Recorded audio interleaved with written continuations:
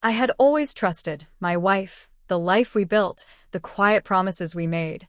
Then one ordinary evening that trust shattered like glass under a sudden blow. I arrived home bone-tired, dragging my suitcase across the apartment floor, and immediately sensed a tension I'd missed before. Her smile was too practiced, her gaze too quick to slide away. Her fingers kept fiddling with a phone she pretended held only work messages. Something felt wrong. There had been hints over the past few weeks. Late nights at the office, an unexpected fixation on dressing up, furtive texts she erased too fast. I'd pushed those instincts aside, hoping I'd misread things. That night, I found the proof I couldn't ignore. The messages, the photos, the timeline of meetings and lies. A careful map of betrayal that led straight to her and her boss.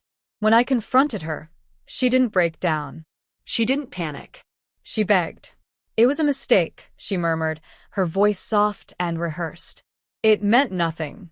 I still love you. Please, give me another chance. I looked at her, really looked, and saw a stranger wearing the face I used to know. Anger rose, but I didn't shout, cry, or plead. I made a decision. I would not forgive. I would not beg. I would take control.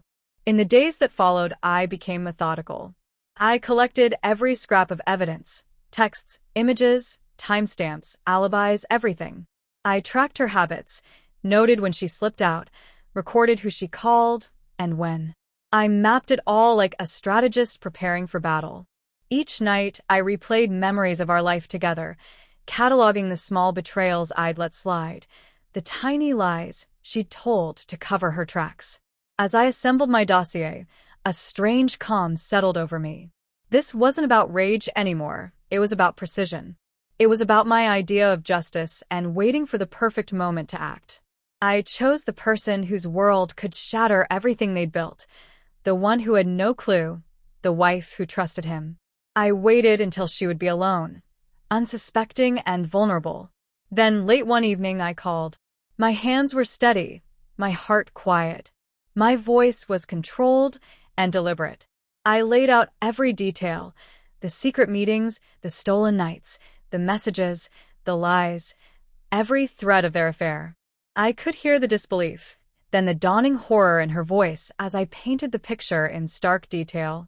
I let silences hang between my words so she could imagine the betrayal unraveling before her. From a distance, I watched as the truth I revealed took hold. Within hours, chaos erupted. Confrontations ignited like tinder.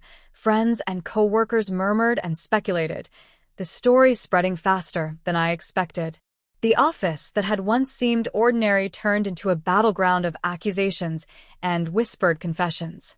My wife, once brazen and calculating, began to avoid me entirely, humiliated and trapped in the fallout of her choices.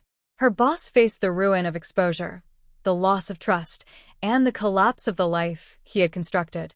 But I did not stop.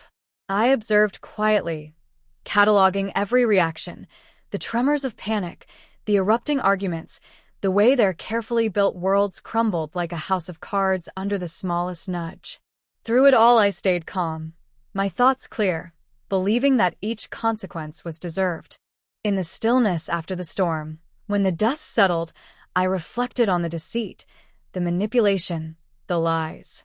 I understood then that revenge wasn't loud threats or violence.